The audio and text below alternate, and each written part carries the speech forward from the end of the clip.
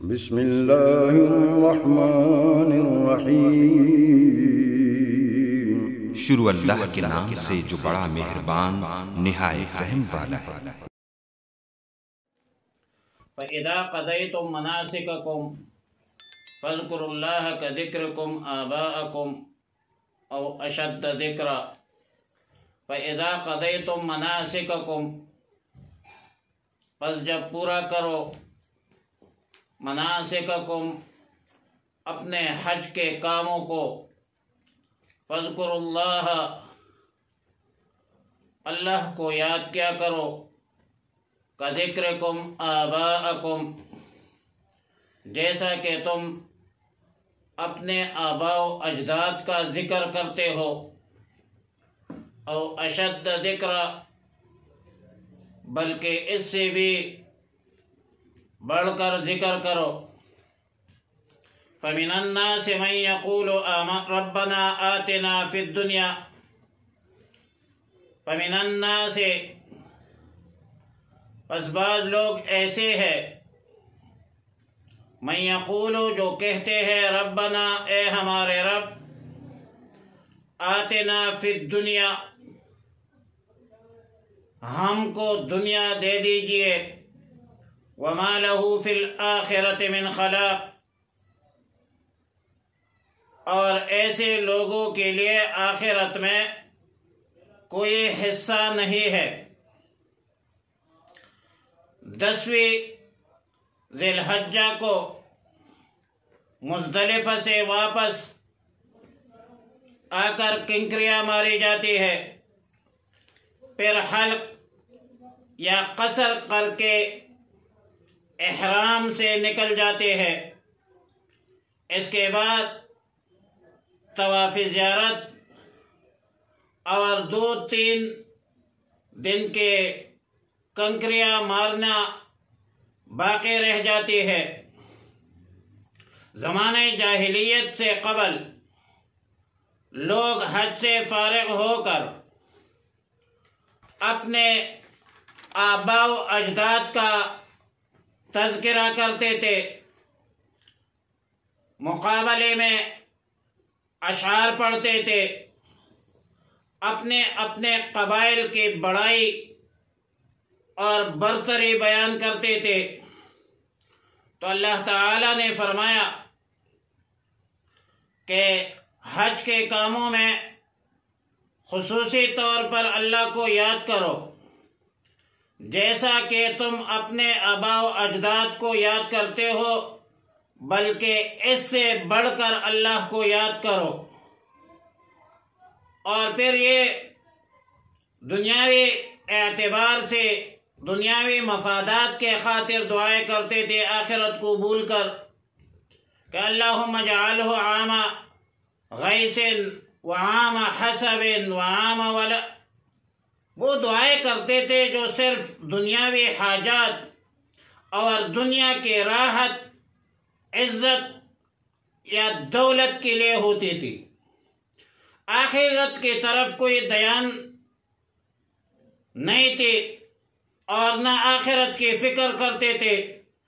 تو ایسے لوگوں کے بارے میں فرمایا کہ ان کا آخرت میں کوئی حصہ نہیں ہے۔ فَمِنَ النَّاسِ مَن يَقُولُ رَبَّنَا آتِنَا فِي الدُّنْيَا حَسَنَةً وَفِي الْآخِرَةِ حَسَنَةً وَقِنَا عَذَابَ النَّارِ۔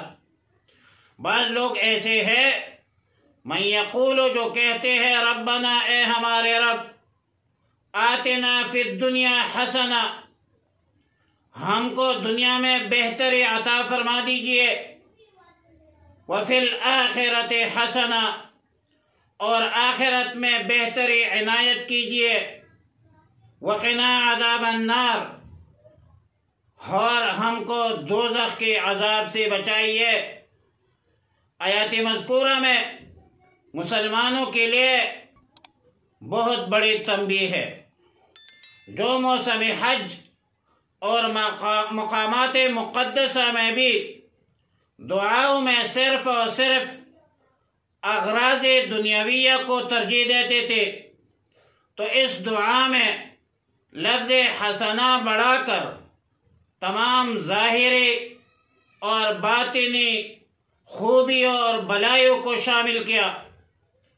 دنیا کی حسنہ صحت ہے، رزق ہے، رزق حلال میں برکت ہے، ہر ظالم کی ظلم اور مظلوم کی اور فریاد سے حفاظت ہے، علم نافع ہے، عزت کی موت، عزت کی زندگی، اور آخرت کی حسنہ جنت ہے، شفاعت ہے، اللہ کی دیدار ہے وغیرہ۔ الغرض یہ ایک جامع دعا ہے جو دنیاوی اور اخروی مقاصد کو شامل اور متناول ہے۔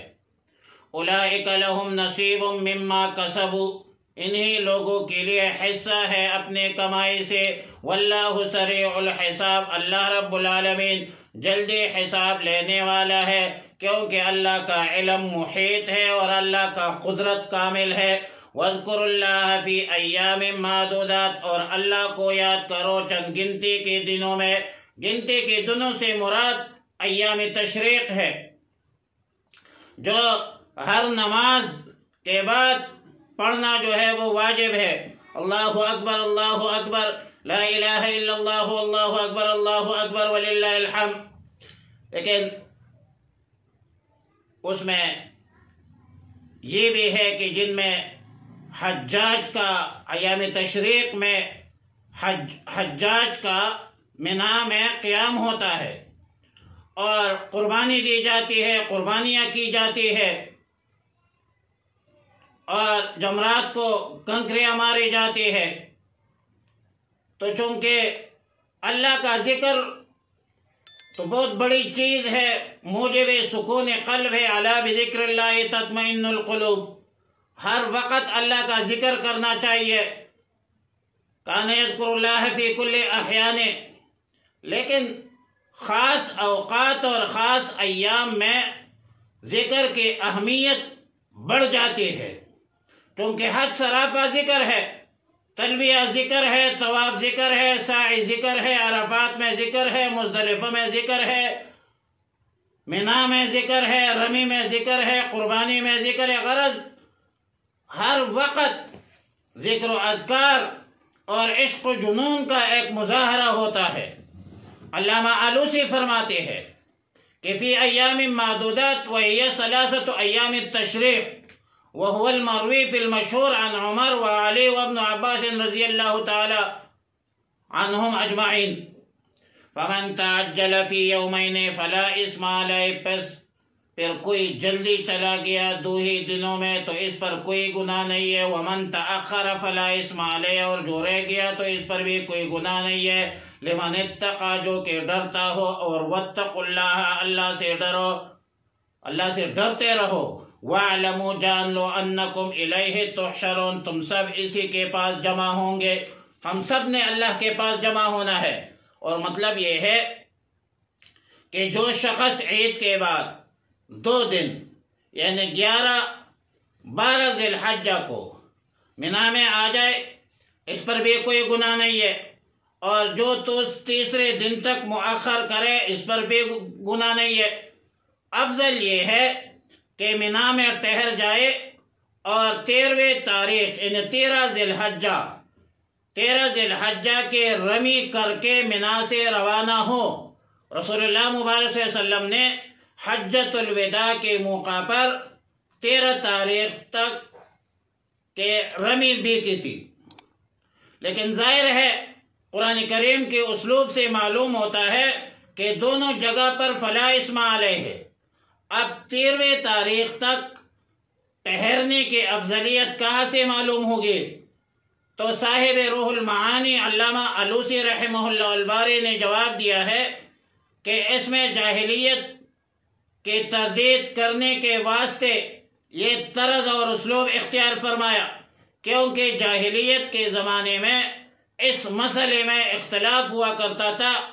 بعض تعجیل کو گناہ سمجھتے تھے، بعض تاخیر کو گناہ سمجھتے تھے، کوئی افراد کا شکار، کوئی تفرید کا شکار، اور پھر آخر میں حج کا مقصد بتلایا کہ لمن اتقى، اور لمن اتقى فيما بقي من عمره، یعنی من اتقى کا معنی یہ ہے کہ حج کرنے کے بعد بھی باقی عمر گناہوں سے بچتا رہے۔ وَمِنَ النَّاسِ مَن يُعْجِبُكَ قَوْلُهُ فِي الْحَيَاةِ الدُّنْيَا، اور بعض لوگوں میں سے ایسے ہے کہ پسند آتی ہے تجھ کو اس کی باتیں دنیاوی زندگی کے کاموں میں، فی الحیات الدنیا، وَيُشْهِدُ اللَّهَ، اور گواہ بناتا ہے اللہ کو، عَلَى مَا فِي قَلْبِهِ، اپنی دل کی بات پر، وَهُوَ أَلَدُّ الْخِصَامِ، حالانکہ وہ سخت جھگڑالو ہے۔ معالم التنزیل نے لکھا ہے کہ آیت مذکورہ اخنس ابن شریق کے بارے میں نازل ہے۔ یہ شخص دیکھنے میں اچھا تھا، گفتگو میٹھی میٹھی کرتا تھا، نبی علیہ السلام کی مجلس میں حاضر ہو کر اپنے آپ کو مسلمان ظاہر کرتا تھا اور کہتا تھا کہ میں آپ سے محبت کرتا ہوں، اور اس پر پھر قسمیں بھی اٹھاتا تھا۔ تو اس حوالے سے یہ آیات مذکورہ نازل ہوئی، اور اس کا کردار یہ تھا کہ وَإِذَا تَوَلَّى سَعَى فِي الْأَرْضِ لِيُفْسِدَ فِيهَا، اور جب پیرے تیرے پاس سے تو سعا دوڑتا ہے فی الارض، زمین پر، لیفسد فیہا، کہ اس میں خرابی کرے، فساد کرے، ویہلک الحرث، تباہ کرے فصل کو، کھیتوں کو، والنسل، اور نسل کو، واللہ لا يحب الفساد، اللہ رب العالمین ناپسند کرتا ہے فساد کو۔ یہ آیت جس طرح میں نے بتلایا کہ اخنس ابن شریق کے عمل کے بارے میں نازل ہے، نبی علیہ السلام کی خدمت میں آیا، اور پھر اس کے بعد رسول اللہ مبارک صلی اللہ علیہ وسلم کی مجلس سے چلا گیا، مسلمانوں کے کھیتوں پر گزر ہوا، جہاں گدے بھی چل رہے تھے، اس کے کھیتوں کو آگ لگایا اور گدوں کے پاؤں کاٹ کر چلا گیا۔ بہرحال شان نزول تو اپنی جگہ مسلم ہے، لیکن الفاظ میں عموم ہے، اور یہ سب لوگوں کو شامل ہے، خاص کر وہ لوگ جو سامنے میٹھی میٹھی باتیں کرتے ہیں، قسمیں اٹھاتا ہے، اللہ کو گواہ بناتا ہے، اور فساد کے درپے ہوتے ہیں۔ اور علامہ قرطبی نے لکھا ہے کہ قتادہ اور مجاہد رحمہم اللہ کا قول ہے کہ آیات مذکورہ ہر ایسے شخص کے بارے میں نازل ہے جو کفر کو چھپاتے ہوئے، نفاق اور جھوٹ کو اپناتے ہوئے، اپنے زبان سے اپنے دل کے خلاف ظاہر کرتا ہے۔ اور آیات مذکورہ میں یہ اس بات کی دلیل ہے کہ دینی اور دنیاوی امور میں احتیاط کی ضرورت ہے۔ علامہ مناوی رحمہ اللہ الباری نے فیض القدیر اور شرح جامع فیض القدیر، شرح جامع الصغیر، جلد 2 صفحہ نمبر 145 میں لکھا ہے کہ بعض اہل علم نے رسول اللہ مبارک صلی اللہ علیہ وسلم کی یہ دعا نقل کی ہے کہ اللہم انی اعوذ بک من خلیل ماکر، مکار دوست سے پناہ مانگنا چاہیے۔ وَإِذَا قِيلَ لَهُ اتَّقِ اللَّهَ أَخَذَ الْعِزَّةُ وَإِذَا قِيلَ لَهُ اتَّقِ اللَّهَ، اور جب ان سے کہا جاتا ہے کہ اللہ سے ڈرو، أَخَذَتْهُ الْعِزَّةُ، آمادہ کرتا ہے اس کو غرور بالاسم، گناہ پر، فَحَسْبُهُ جہنم، تو کافی ہے ان کے لیے جہنم، وَلَبِئْسَ الْمِہَادُ، اور بلا شبہ وہ برا بچھونا ہے۔ اخنس بن شریق اور اس طبقے کے لوگوں کو جب کہا جاتا ہے کہ بھائی اپنے طور طریقے پر غور کرو، اللہ کا خوف کرو، زمین پر فساد مت کرو، تو اس کے حمیت، رگ حمیت بڑک جاتی ہے اور گناہ پر آمادہ ہو جاتا ہے اور تکبر کرتے ہیں۔ تکبر اللہ کو پسند نہیں ہے۔ تکبر کیا ہے؟ تکبر یہ ہے کہ الکبر بطر الحق وغمط الناس، حق کو ٹکرانا اور لوگوں کو حقیر جاننے کا نام تکبر ہے۔